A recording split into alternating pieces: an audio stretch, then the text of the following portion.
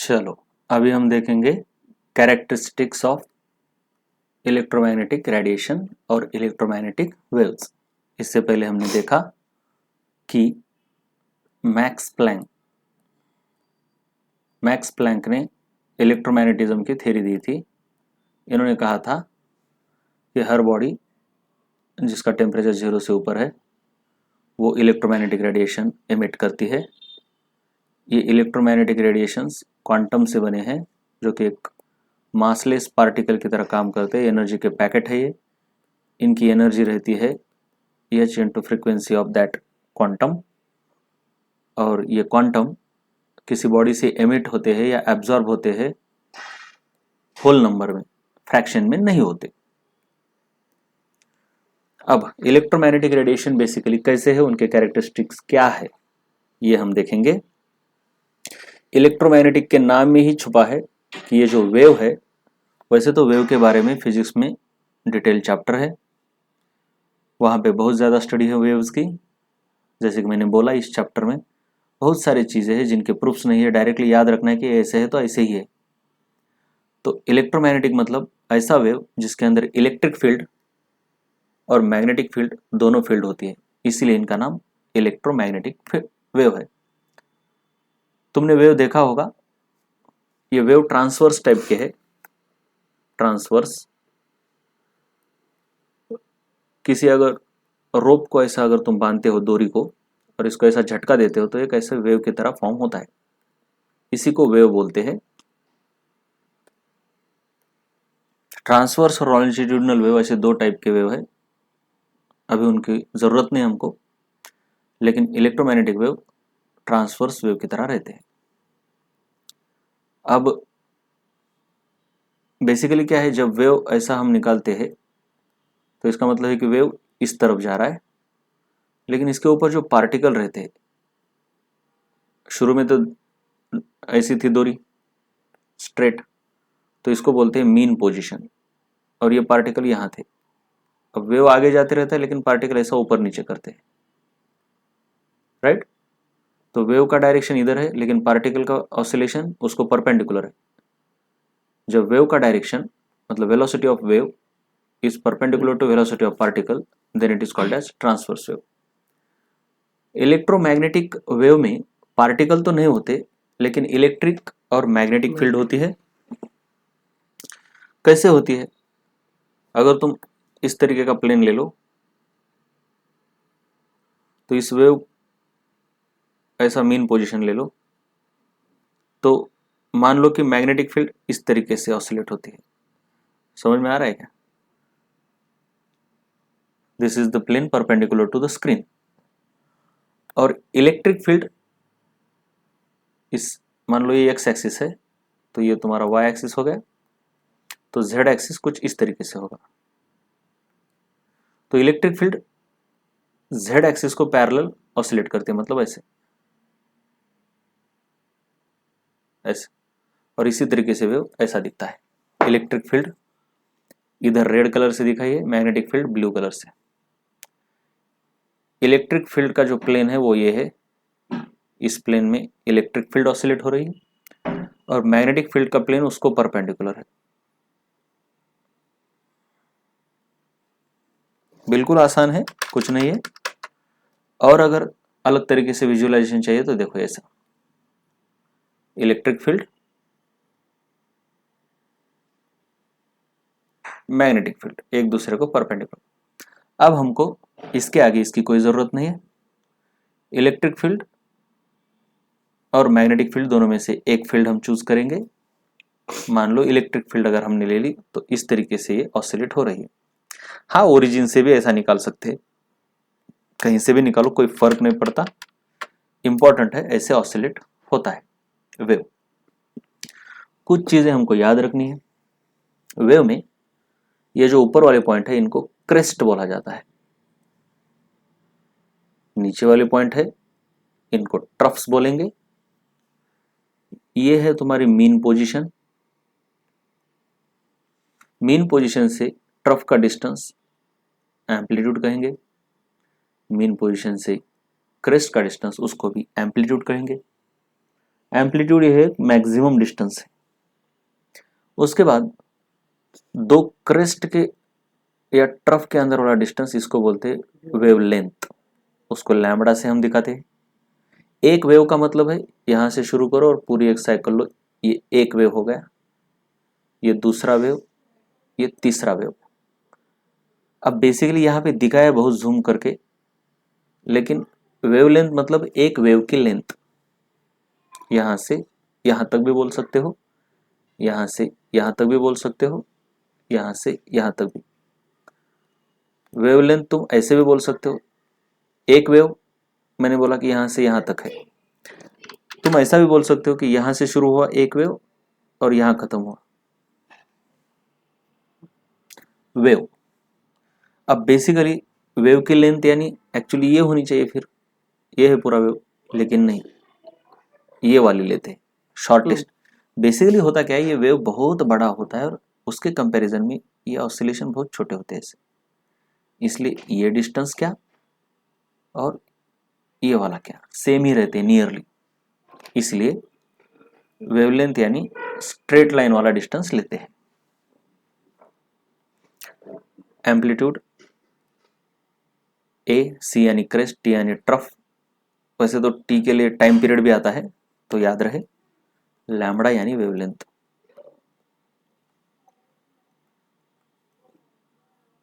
This is the length of one wave और one cycle. Wave को cycle भी बोला जाता है। क्लियर? अब देखेंगे आगे, ये हाईएस्ट पॉइंट, ये सब डेफिनेशन मैंने अभी अभी बताई तुमको। इससे पहले जरा ये नीचे वाले देखते हैं। एक्चुअली ये नीचे ही होना चाहिए, गलती से ऊपर हो गया। ये डेफिनेशंस बहुत ज़्यादा इंपॉर्टेंट है, इसके ऊपर क्वेश्चन आते हैं। यहाँ पे मैंने क्वांटिटी, डेफिनेशन, उसका फॉर्मूला और यूनिट लिखा है। पहली है वेवलेंथ, डिस्टेंस बिटवीन क्रेस्ट या ट्रफ।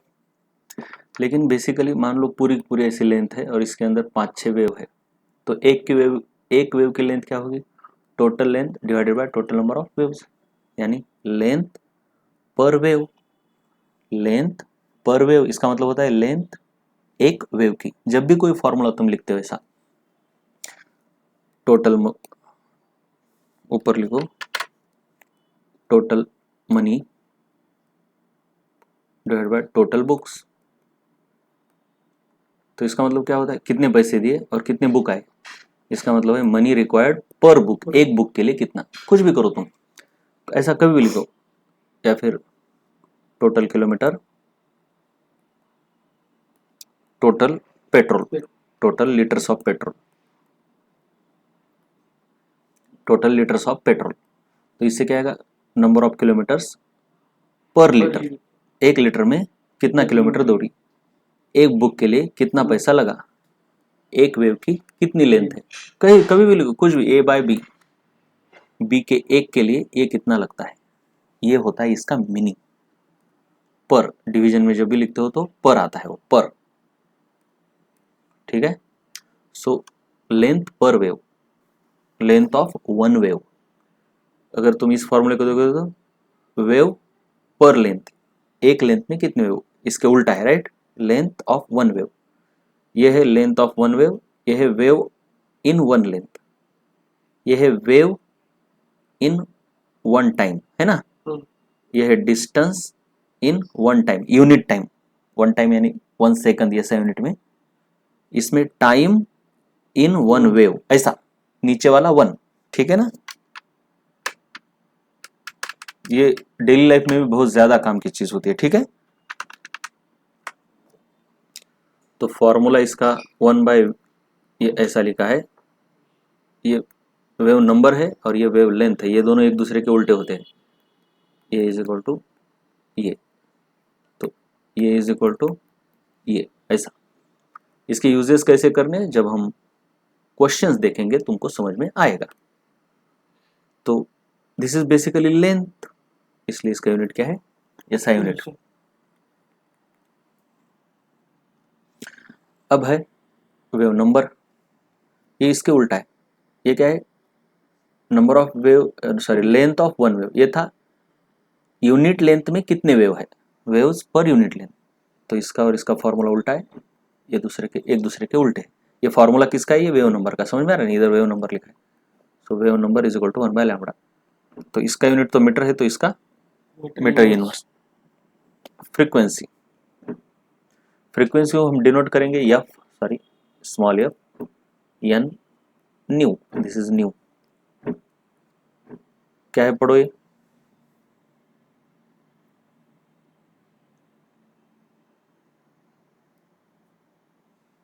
ठीक है। तो फॉर्मूले से भी यही पता चल रहा है क्या, number of waves upon total time taken. मतलब किसी पॉइंट से 10 वेव पास हुए और 10 वेव को पास होने के लिए 5 सेकंड लगे, तो इसको डिवाइड कर waves, 10 waves passed in 5 seconds, इसका आंसर आता है 2 वेव पर सेकंड। मतलब एक सेकंड में 2 वेव पास हुए, इसका मतलब है। तो एक सेकंड में जितने वेव पास हुए उसको फ्रीक्वेंसी बोलते हैं, waves passed upon time taken. Number of waves, number को तो कोई यूनिट नहीं रहता, लेकिन टाइम का यूनिट क्या है, सेकंड, इसलिए 1 बाय सेकंड। 1 बाय सेकंड को हम क्या लिखते हैं, सेकंड इनवर्स। इसका फॉर्मूला है 1 by time period. Time period क्या है आगे देखेंगे। जैसे lambda is 1 by nu bar, वैसे ही frequency is 1 by time period. क्या है टाइम पीरियड, ये पहले ये देखो, टाइम पीरियड क्या है, इधर से time required by one wave to pass a particular point, ऐसा ही है ना। Total time taken upon total number of waves passed. Passed मतलब किसी एक पॉइंट को क्रॉस करके चले गए, है ना। वेव तो आगे चलते ही जा रहा है ना, ऐसा वेव ऐसा ऐसा आगे चल रहा है। तो वेव अगर आगे जा रहा है, मान लो ऐसा कोई वेव है,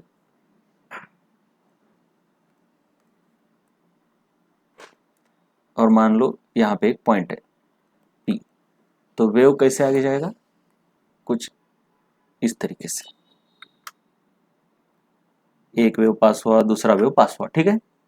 तो एक सेकंड में कितने वेव पास हुए उसको फ्रीक्वेंसी बोलते हैं, जबकि एक वेव को पास होने के लिए कितना टाइम लगा उसको टाइम पीरियड बोलते हैं।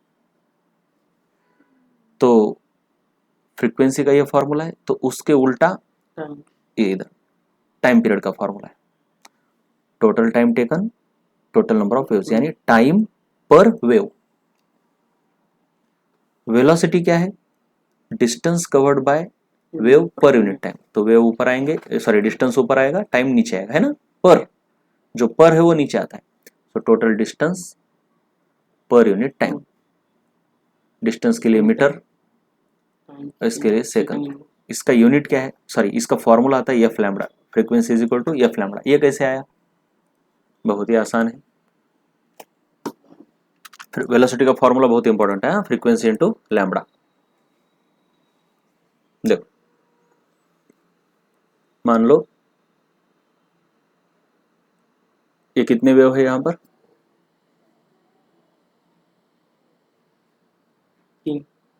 देखो जरा ठीक से देखो,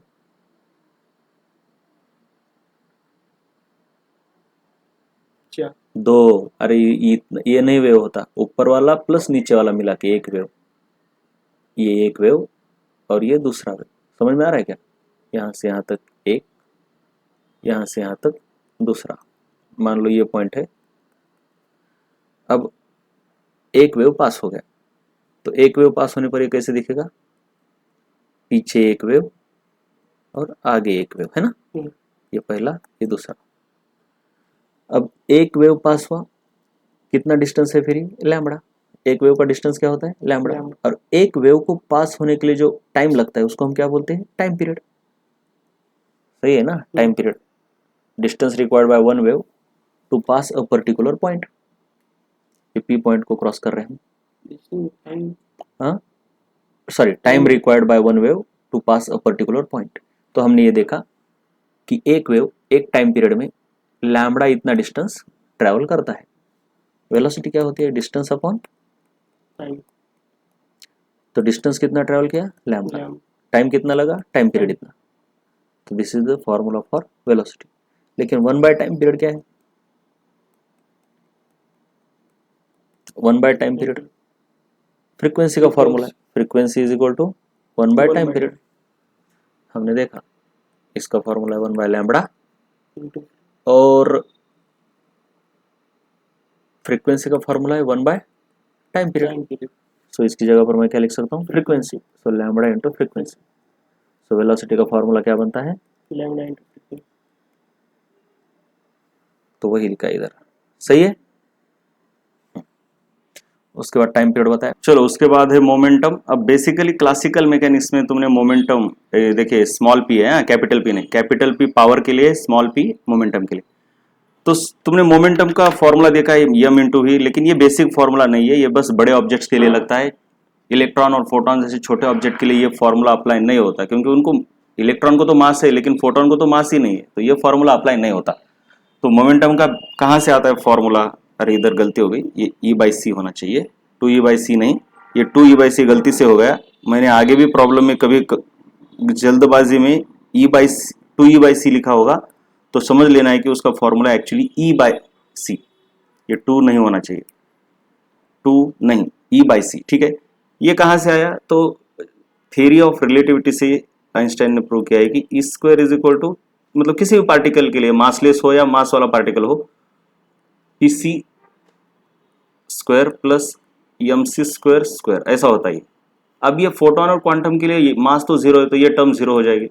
सो E square is equal to PC square आता है, तो दोनों बाजू का अगर स्क्वायर रूट लिया तो E इक्वल टू PC आएगा, और ये मोमेंटम इज इक्वल टू यहाँ से आएगा E/c। So formula for momentum is E/c।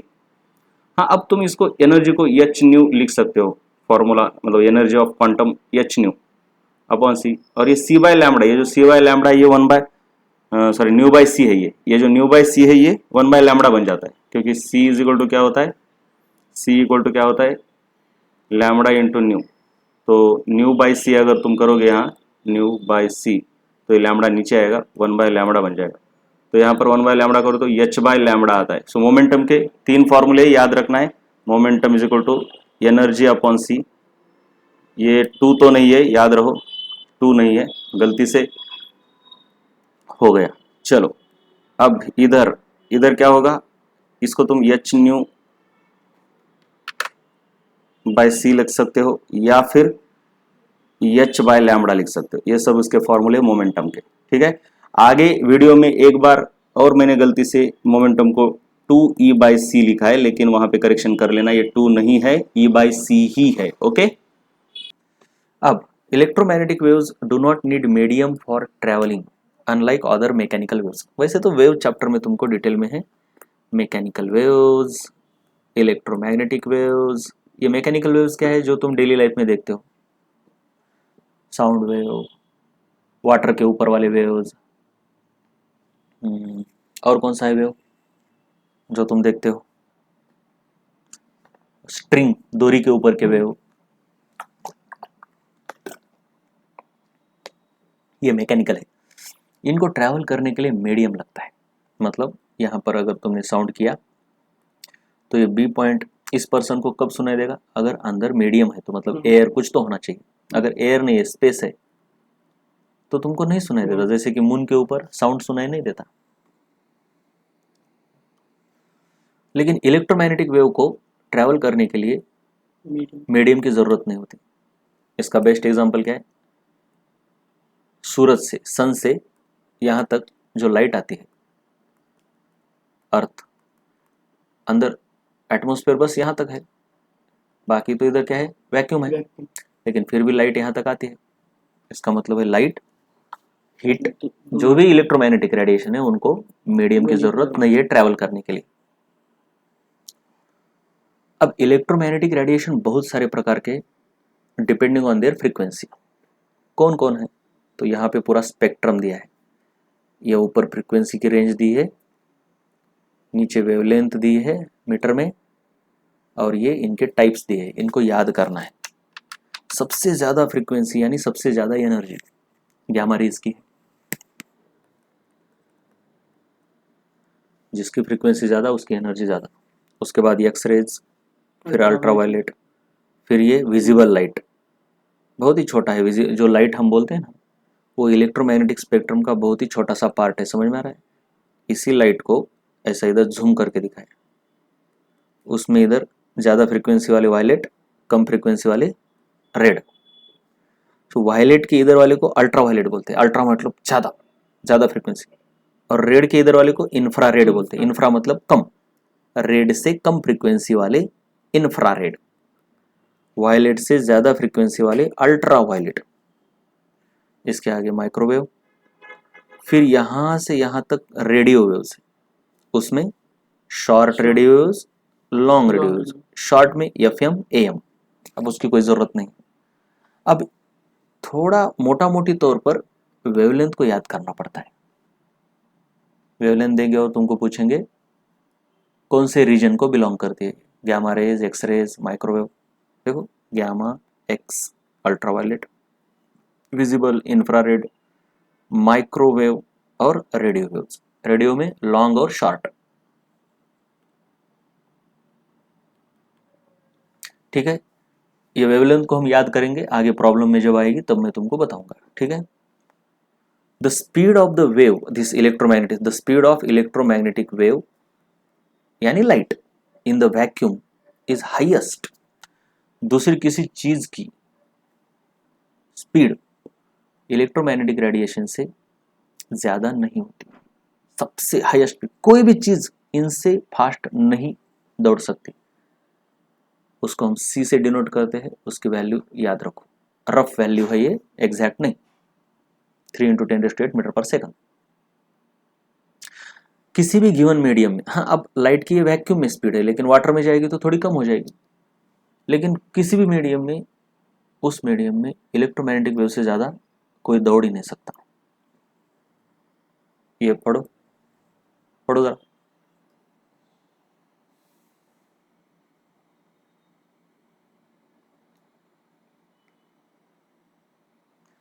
ये बहुत इंपॉर्टेंट है। किसी भी मीडियम में जाओ, सभी मतलब किसी बॉडी से अगर इलेक्ट्रोमैग्नेटिक वेव निकल रहे हैं तो सभी एक साथ निकलेंगे, गैमा, एक्स रे, और सभी सेम वेलोसिटी से जाएंगे, बस उनका डिफरेंट क्या होगा, वेवलेंथ और फ्रीक्वेंसी। वेलोसिटी तो सभी की सेम है, C = फ्रीक्वेंसी × लैम्बडा। जिसकी फ्रीक्वेंसी ज़्यादा है उसका वेवलेंथ कम है, लेकिन दोनों का मल्टीप्लिकेशन सेम, सेम स्पीड से दौड़ते हैं। क्वेश्चन पढ़ो।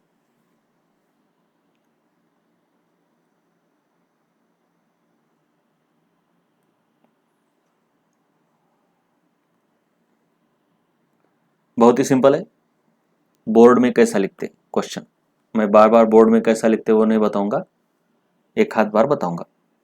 तो बोर्ड में कैसा लिखते, पहले गिवन डेटा लिखो, ये है सोल मतलब सॉल्यूशन, क्या दिया है सबसे पहले, वेवलेंथ 2 मीटर, सो लैम्बडा = 2 मीटर लिखा, फ्रीक्वेंसी 50 हर्ट्ज, फ्रीक्वेंसी 50 हर्ट्ज, ये जो 1/सेकंड है ना, फ्रीक्वेंसी का यूनिट या फिर सेकंड इनवर्स, इसी को हर्ट्ज भी बोलते हैं, हर्ट्ज मतलब ये SI यूनिट ही है। क्या क्या फाइंड करना है, जिसको फाइंड करना है उसके आगे question mark, velocity, wave number. Basically velocity को हम अभी C लिखना चाहिए, ठीक है ना। अब यहाँ पे V लिखा है तो देखो ये V में और न्यू में फर्क है, यहाँ पे अभी फ्रीक्वेंसी, मैंने बोला ना इंटरचेंजेबली कुछ भी लिखा जाता है, समझ लेना है। और ये क्या निकालना है, टाइम पीरियड, ये क्या है, वेव नंबर। बस डायरेक्ट फॉर्मूले इनके, पहला वाला बहुत ही सिंपल क्वेश्चन लिया मैंने, वेलोसिटी का फॉर्मूला क्या है, फ्रीक्वेंसी × लैम्बडा, फ्रीक्वेंसी दी है, वेवलेंथ दी है, हर्ट्ज यानी 1/सेकंड, तो 50 × 200 ये मीटर और ये सेकंड, मीटर पर सेकंड। उसके बाद वेव नंबर, इसका फॉर्मूला क्या है, 1/लैम्बडा, ये फॉर्मूले पूरे ऊपर दिए देखो, यहाँ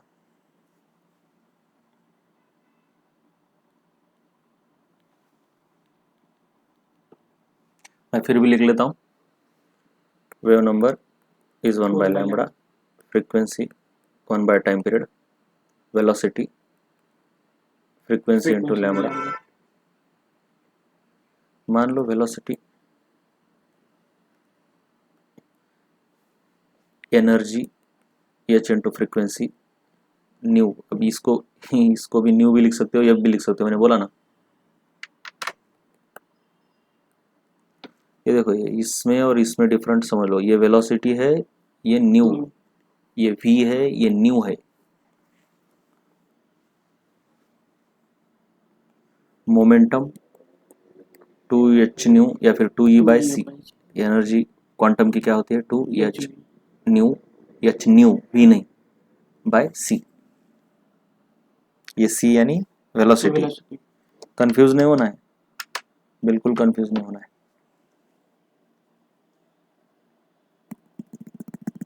हाँ, तो टाइम पीरियड का क्या फॉर्मूला है?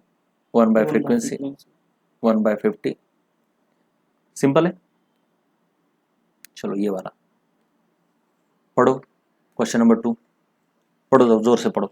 Wavelength of electromagnetic radiation is 2 into 10 raised to minus 3 meter. Find its frequency if the wave is traveling in vacuum. Electromagnetic radiation है, वैक्यूम में है, तो उसकी स्पीड कितनी हो गई? 3 into 10 raised to 8. अब मैं यहाँ पे बोर्ड में कैसे लिखते हैं ये नहीं बताने वाला, राइट? डायरेक्ट आंसर निकालेंगे। क्या दिया है दूसरा? Wavelength lambda equal to 2 into 10 raised to minus. क्या करना है? Frequency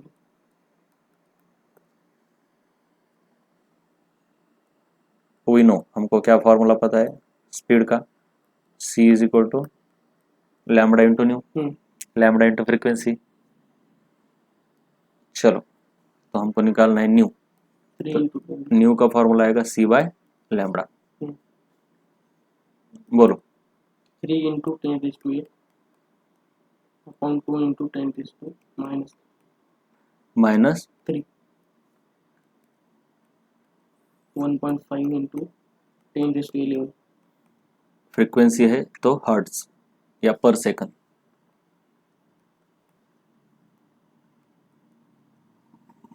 clear? बहुत ही सिंपल रहता है,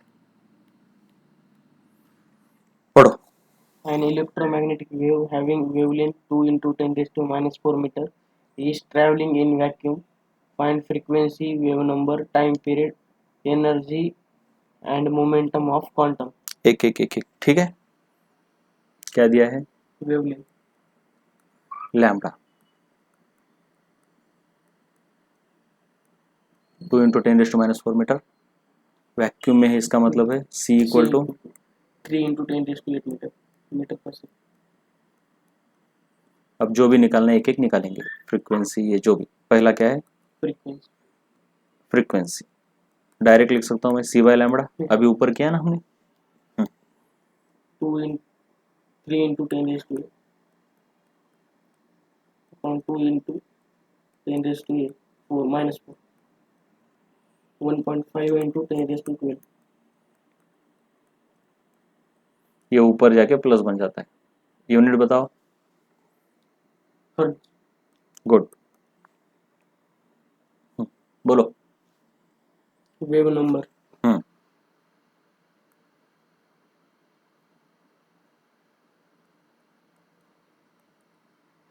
formula 1 upon lambda.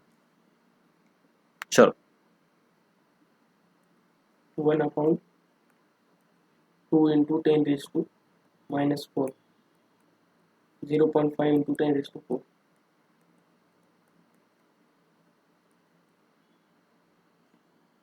Time 5 into 10 raised to 3. इसको शिफ्ट करो metre inverse. Wave number wave number तो हो गया ना, यही तो है wave number. time period t.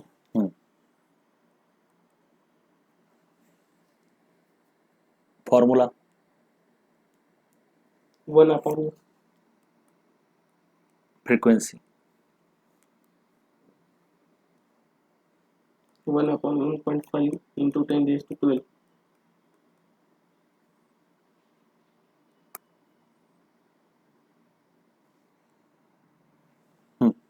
कैसे करेंगे इसको? इसको ऊपर लेके जाओ। 1 into 10 raised to minus 12.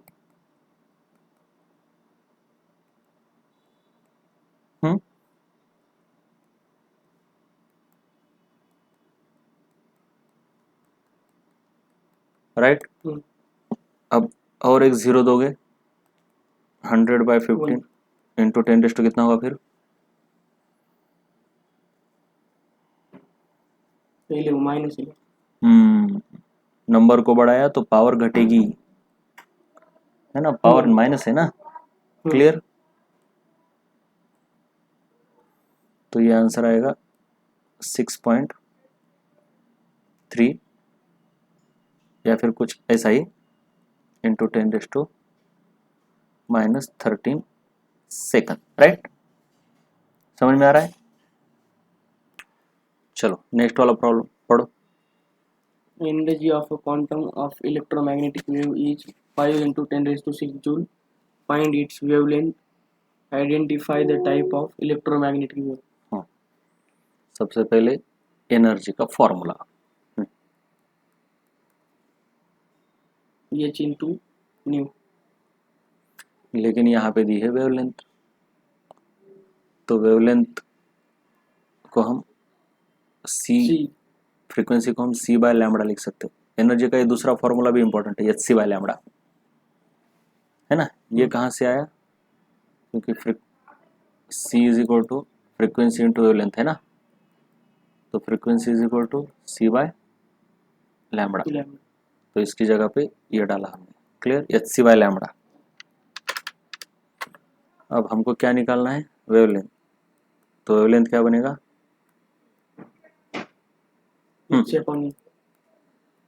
बताओ। ओ पहले तो ऐसे भी कर सकते हैं कि पहले फ्रीक्वेंसी निकालो। हाँ यहाँ पे सिर्फ वेवलेंथ पूछा है ना, चलो फ्रीक्वेंसी भी निकालने को पूछ सकते हैं। Find its frequency comma wavelength. तो उस केस में क्या करेंगे हम? फ्रीक्वेंसी इज इक्वल टू क्या बनेगा? बोलो। 5 into 10⁶.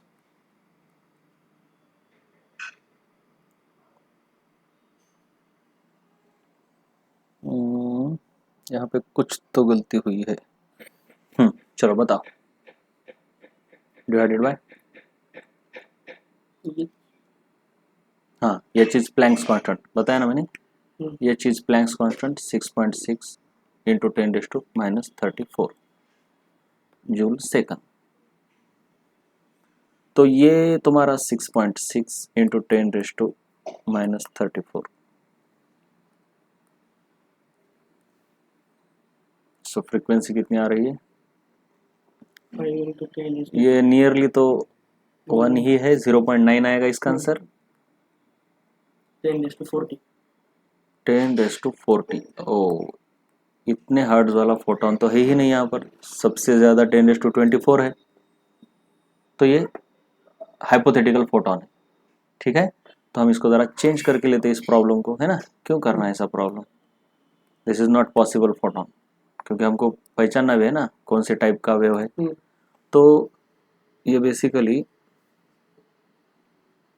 चलो इसको 10⁻18 जूल, 10⁻18 जूल ले लो। तब 0.9 into 10⁻. Energy is equal to H nu, nu is equal to E upon H, energy is equal to 5 into 10⁻18 upon 6.6 into 10⁻34 is equal to 0.9 into 10⁻16. Nearly, हाँ मैं nearly लिख रहा हूँ, ये बहुत डायरेक्ट नहीं। ऑप्शन को देख के हम आंसर बता सकते हैं। बोर्ड में ऐसा नियरली नहीं लिखा सकते, बोर्ड में निकालना पड़ेगा, एक्चुअली करना पड़ेगा तुमको, जो भी तुमको आता है काटा काटी करके जो भी है, ठीक है। अब वो मैंने बताने वाला, ठीक है। 10⁻16. 10 कितना आता है भाई? ये 16 आ रहा है क्या? क्योंकि ऊपर जाके प्लस बनेगा, तो तुम्हारे पास क्या है? 9 इंटू 10⁻15, 9 इंटू 10⁻15 है।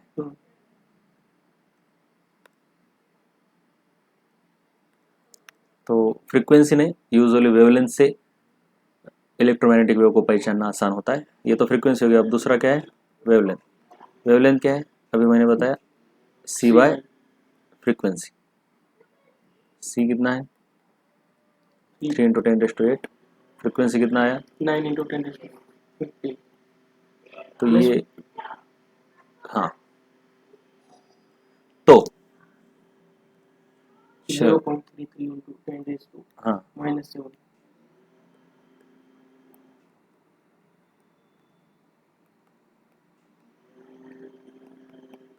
Ten raise to 7 metre.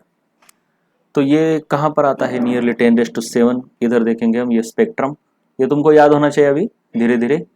10⁻⁷ वाली वेवलेंथ इधर आती है। गलत हो गया क्या? चलो देखो जरा, -7, सॉरी 10⁻⁻⁷, -7, एक मिनट, हाँ और एक चेंज होगा, तो ये माइनस है, इसको शिफ्ट करने पर ये -8 बन जाएगा, 10⁻⁻8। तो 10⁻⁸ वाले किधर है? ये देखो बिल्कुल इधर इधर, ये अल्ट्रा वायलेट रीजन में आएगा, right? So the region, so it belongs to, या फिर this quantum belongs to ultraviolet region. किसका? ये 3.3 3.3 का उतना टेंशन नहीं लेना है, उतना टेंशन नहीं लेना है, ये 1 के आसपास हो सके उतना करना है, ठीक है? क्योंकि वैसे भी देखो ना, ये 10 थोड़ा अल्ट्रावायलेट के इधर ही है ना, मतलब थोड़ा स्पेस है, ठीक है? वैसे भी बाउंड्री के ऊपर का नहीं पूछते हो। Find out energy of a quantum of wave having frequency 1.5 to 10 raised to 18 से डायरेक्ट एनर्जी फॉर्मूला बोलो। 6.6 into 10 raised to minus 34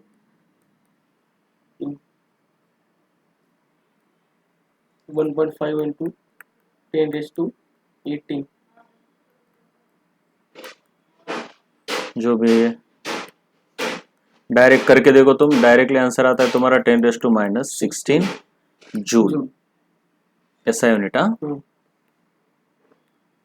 ये इंपॉर्टेंट है। चलो, Wave number of a photon of electromagnetic wave is 5 into 10 raised to 6 meter inverse. Find its wavelength. Identify the type of electromagnet. Wave number मतलब क्या दिया है तुमको? New bar, new bar. 5 into 10 raised to 6. इससे wavelength का क्या formula है? 1 upon new बार, new नहीं न्यू बार। हाँ, वेव नंबर अलग है, फ्रीक्वेंसी अलग है, तो बोलो। 0.2 into 10 raised to minus 6. So 1 upon 5 into 10 raised to 6. 0.2 into 10 raised to minus 6. तो ये कितना बनेगा? 2 into 10 raised to minus 7 metre. तो ये वेवलेंथ कहाँ बिलोंग करती है? -7 मीटर। ये देखो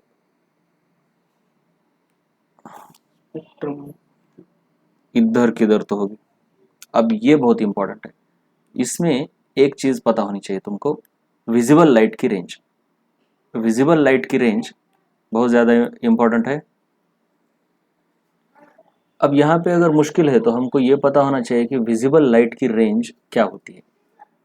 विजिबल लाइट की range 200 nanometre to 700 nanometre, nearly. हाँ, नैनोमीटर, नैनो यानी 10⁻⁹। अब इसको अगर मैं 10⁻⁹ में कन्वर्ट करूंगा तो ऐसा कर सकता हूँ, राइट? इसका मतलब होता है नैनो और ये मीटर, सो ये 200 नैनोमीटर। तो अल्ट्रा वायलेट से एकदम बाउंड्री पर आ रहा है ये। तो ऐसे क्वेश्चन मैंने बोला यूजुअली नहीं पूछते, लेकिन अभी हुआ। ऑप्शन में एटलीस्ट ऐसा नहीं रहेगा, ऑप्शन में क्या देंगे वो, गामा रेज, रेडियो वेव्स, सी वो देंगे तुमको अल्ट्रा वायलेट या फिर विजिबल लाइट, दोनों में से एक ही देंगे, दोनों नहीं देंगे। और डी ऑप्शन देंगे कुछ एक्स रेज। तो अल्ट्रा वायलेट बाउंड्री है तो वो क्या करेंगे, ऑप्शन ऐसा ही देंगे कि तुम चूज कर सको, क्योंकि 200 नैनोमीटर बिल्कुल बाउंड्री पे आ रहा है अल्ट्रा वायलेट और विजिबल लाइट के। ये क्वेश्चन पढ़ो। An electric bulb emits 1000 photons per second of frequency 3 into 10 raised to 12 hertz. Find the power of bulb. चलो, बेसिकली क्या है, यहाँ पे मैं कुछ डेरिवेशन कर रहा हूँ। पावर का मतलब होता है energy emitted per unit time. Total energy emitted यानी energy of one photon, sorry number of photons into energy of one photon upon time. Number of photons into energy of one photon is H nu upon time. So power का formula तुम्हारे पास ऐसे आ जाता है। सो power का formula ये है, sorry ये एन, अभी देखो capital N in total number of photons emitted और small N in number of photons पर यूनिट टाइम। मतलब टोटल नंबर ऑफ फोटॉन को हमने कैपिटल एन पकड़ा है, राइट? तो capital N number of photon total N है और एन बाई टी को हमने स्मॉल एन पकड़ा है, ठीक है? N by T total number of photons पर unit time is small N. तो तुम एक तो पावर का फॉर्मूला ये ले लो या फिर ये ले लो, लेकिन याद रहे यहाँ पे क्या है, ये नंबर ऑफ फोटॉन पर यूनिट टाइम। क्लियर है अभी? बस पावर इज इक्वल टू, चलो बताओ फिर। तो ये क्या दिया, स्मॉल एन दिया है कि कैपिटल एन? स्मॉल एन दिया है, या फिर सेकंड को 1 रख दो। तो 1000 into 6.6 into 10 raised to minus 34 हाँ into 3 into 3 into 10 raised to 12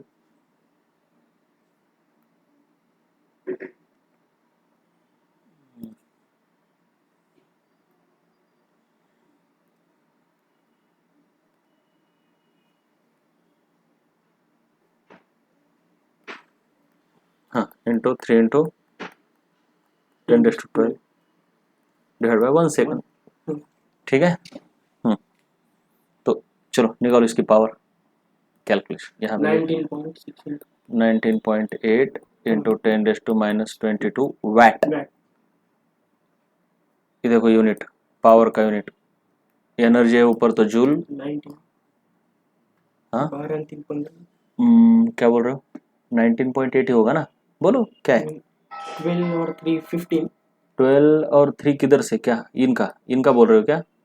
ये 12 और इधर की 10 raised to 3। हाँ ये 15 19 माइनस 19 यहाँ के आंसर। रुको एक मिनट देखने दो मेरे को। हाँ सही बात है, ये 10 raised to 3 और ये 12 15, सही बात है, 10 raised to minus 19 वैट। तो ये फॉर्मूला मैंने बताया पावर का, डायरेक्टली बल्ब के पावर का, ये उसके अंदर जो भी है उसके मीनिंग्स, ठीक है? Number of photon, time, Planck's constant etcetera, right? उसी को थोड़ा घुमा के अभी ये क्या बोला है? A 60 watt bulb emits the photons of frequency 10 raised to 5 inverse second inverse. Then find first जो भी, ठीक है? Number of photons, wave number, time period वगैरह। तो सबसे पहले तो क्या है, जो भी दिया है ये नहीं लिखने वाला मैं, डायरेक्ट फॉर्मूला। पावर का क्या फॉर्मूला है? N H nu upon time. हमको पहले क्वेश्चन में क्या निकालना है? Number of photons emitted by the bulb in 1 second. मतलब कैपिटल एन या स्मॉल एन? स्मॉल एन या फिर N by T. N by T निकालना है ना, एन बाई टी का मतलब है नंबर ऑफ फोटॉन पर second. So N by T का फॉर्मूला क्या बनेगा? पावर डिवाइडेड बाय ये जो मल्टीप्लिकेशन में है ये डिवीजन में आ जाएंगे। सो एन बाई टी, जिसको हम स्मॉल एन भी लिख सकते हैं। चलो बोलो पावर कितनी है?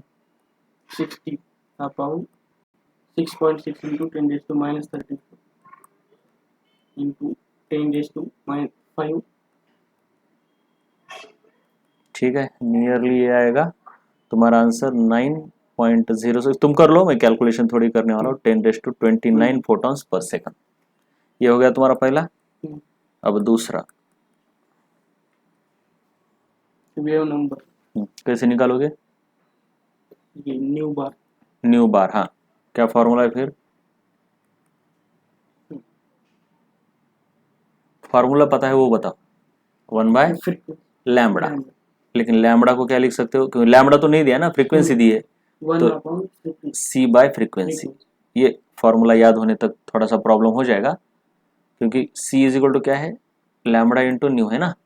तो मैंने लैम्बडा की जगह पे सी बाय न्यू लिख दिया, तो ये न्यू ऊपर जाएगा। सो न्यू बाय सी। चलो बताओ न्यू कितना है?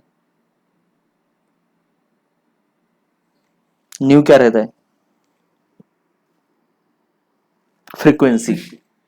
New is frequency. 10 raised to 5 10⁵ जो कि प्रॉब्लम में ही दे रखा है तुमको।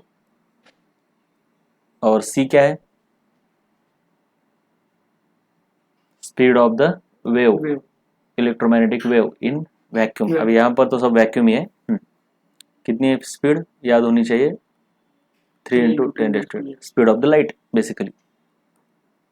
तो जो भी आएगा अभी तुम्हारा नियरली 3.3, हाँ 0.3 करो तुम वो कैलकुलेशन, डायरेक्टली मैं बता रहा हूँ 10⁻⁴ मीटर इनवर्स। ये जरा तुमको क्या है, सिंबल पहचानने में भी टाइम लग रहा है। धीरे धीरे धीरे धीरे जब आदत हो जाएगी तब तुमको पता चलेगा सभी सिंबल और उनके meaning.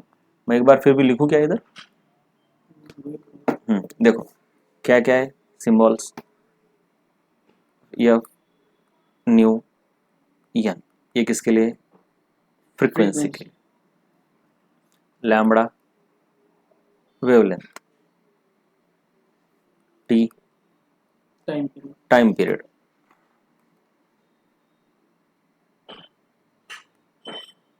New bar wave number, C या फिर V velocity of wave, momentum.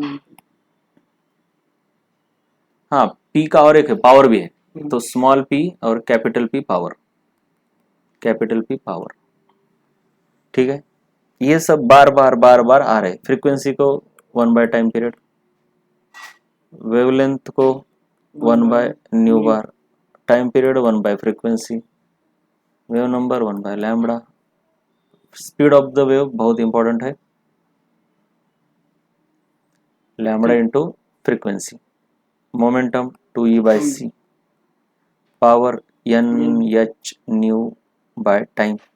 और एक है, और एक था, क्या था? Energy, energy of the wave H new, या फिर H, ये न्यू को क्या लिख सकते? C/λ। बार बार इनको याद रखना है। ज्यादा इंपॉर्टेंट है कि इसके ऊपर कैलकुलेशंस कैसे आते हैं, इसके ऊपर फोकस करना है, राइट। अब इसके आगे है ब्लैक बॉडी रेडिएशन बोल के एक छोटी सी चीज।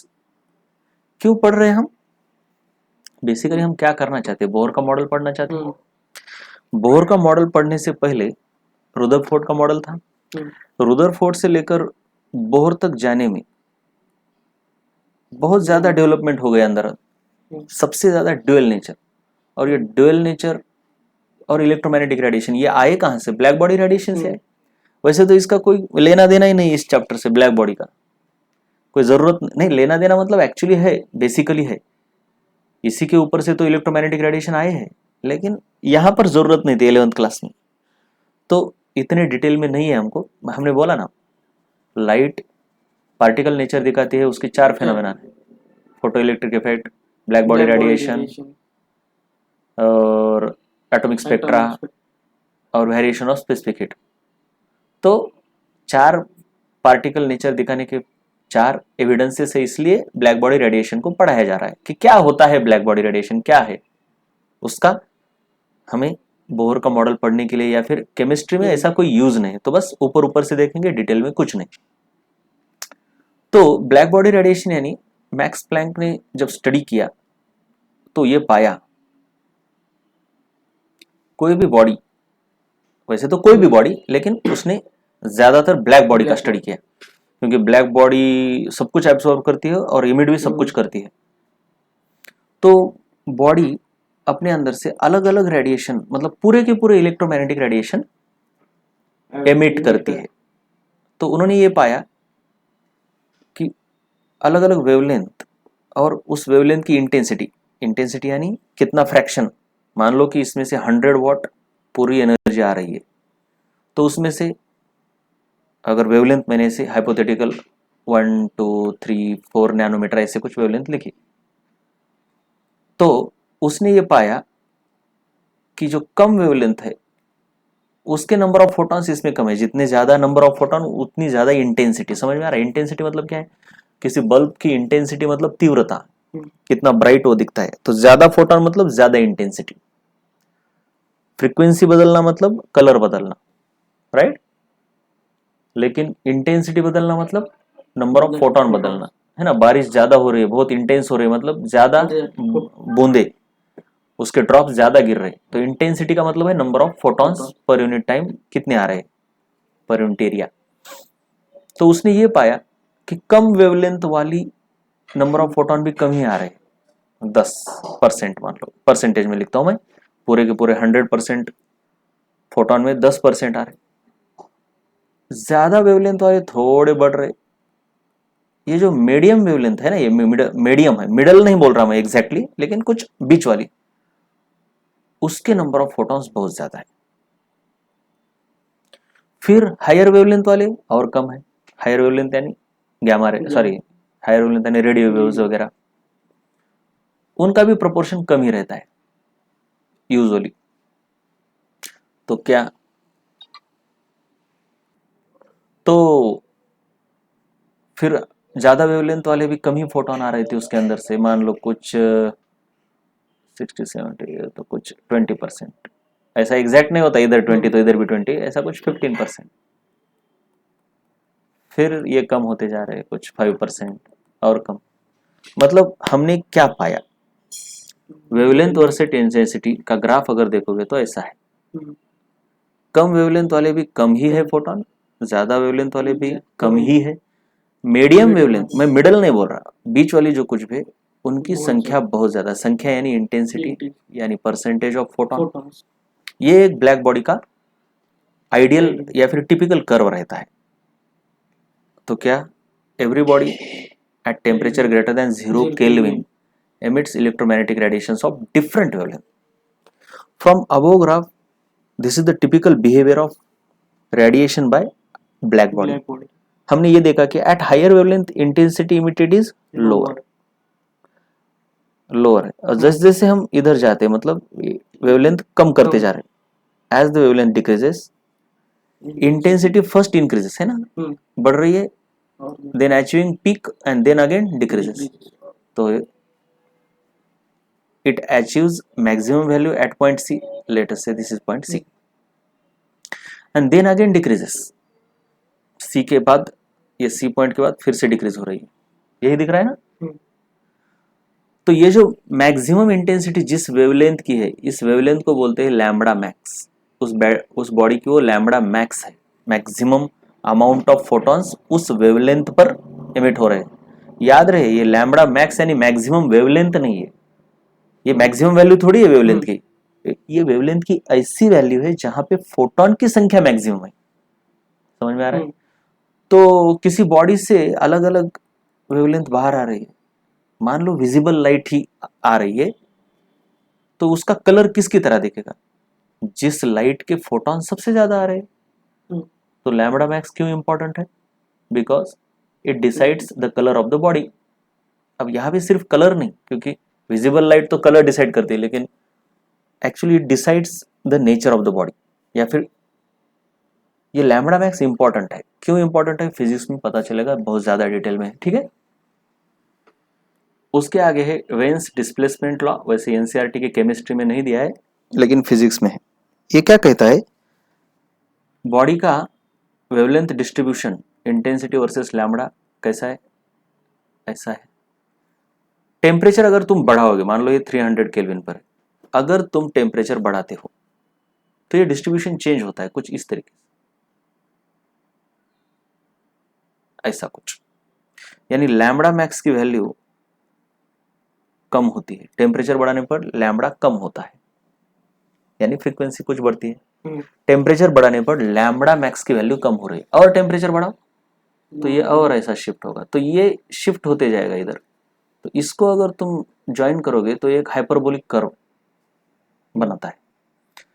तो ये रिलेशन कब आता है, मतलब lambda max is inversely proportional to temperature. यहाँ पे भी देखो, ये 300 केल्विन का कर्व है, जैसे जैसे टेम्परेचर बढ़ रहा है इंटेंसिटी ओवरऑल बढ़ रही है, लेकिन लैम्बडा मैक्स पीछे शिफ्ट हो रहा है। इनको ज्वाइन करो तो ये हाइपरबोलिक कर्व आता है। सो वेन्स डिस्प्लेसमेंट लॉ ऐसा है, लैम्बडा मैक्स डिस्प्लेस हो रहे हैं ना, पीछे जा रही है, बस इतना ही है। इसके प्रॉब्लम इसके ऊपर फिजिक्स में है, इसको बोलते हैं वेन्स डिस्प्लेसमेंट Displacement लॉ। और कुछ है, जरा ये इंपॉर्टेंट है।